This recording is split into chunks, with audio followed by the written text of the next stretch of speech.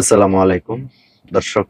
এবার যুক্তরাষ্ট্র থেকে রেমিটেন্স পাঠাতে দিতে হবে 5% কর। 5% কর দিয়ে রেমিটেন্স পাঠাতে হবে। যুক্তরাষ্ট্রের হিস্সাটা পুরোপুরি বুঝে। চলুন বিস্তারিত জানি।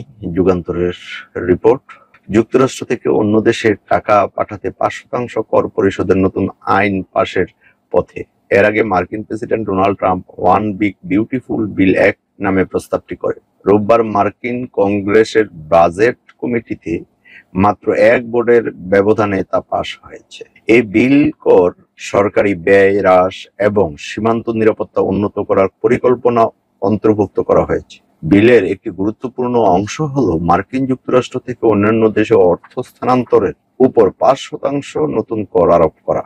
One big beautiful big act এ বলা হয়েছে সমস্ত রেমিটেন্সের উপর 5% কর ধার্য করা হবে। কর সংগ্রহ করবে মার্কিন ব্যাংক বা পরিষেবা প্রদানকারীরা। তারাই এই কর সংগ্রহ করে সরকারকে দিবে। যদি স্থানান্তরের সময় কর পরিশোধ না করা হয় তাহলে পরিষেবা প্রদানকারী দায়ী থাকবে। মার্কিন নাগরিক এবং দেশেই যাদের জন্ম তারা এই করের আওতাভুক্ত থাকছেন না। তাদের নাগরিকত্বের প্রমাণ দেখাতে হবে এবং মার্কিন কোষাগারের সঙ্গে একটি বিশেষ চুক্তি করতে হবে। প্রেরিত অর্থের পরিমাণের উপর ভিত্তি করে এই বিল কোনো কর ছাড় দেওয়া হয়নি।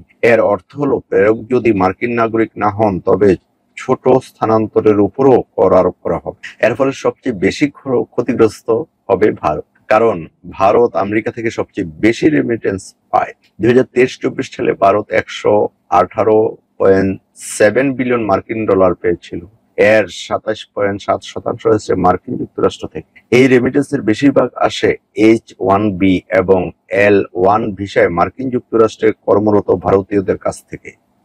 প্রকৃতপক্ষে গত বছর জারি করা H-1B ভিসার 70% বেশি ভারতীয় কর্মীদের থেকে গিয়েছে। বিলটি এখন যুক্তরাষ্ট্রের কংগ্রেসে পূর্ণাঙ্গ ভোটের অপেক্ষায়। পাশ হলে যুক্তরাষ্ট্রে থাকা 45 লাখ ভারতীয় এর অর্থনৈতিক ও সামাজিক জীবনে বড় প্রভাব পড়তে পারে। তো ভারতের সাথে তো মোদির সাথে তো অনেক বন্ধুত্ব, ট্রাম্পের ব্যক্তিগত সম্পর্ক, কিন্তু তাদের দেশের স্বার্থে ছেড়ে কথা বলেন না।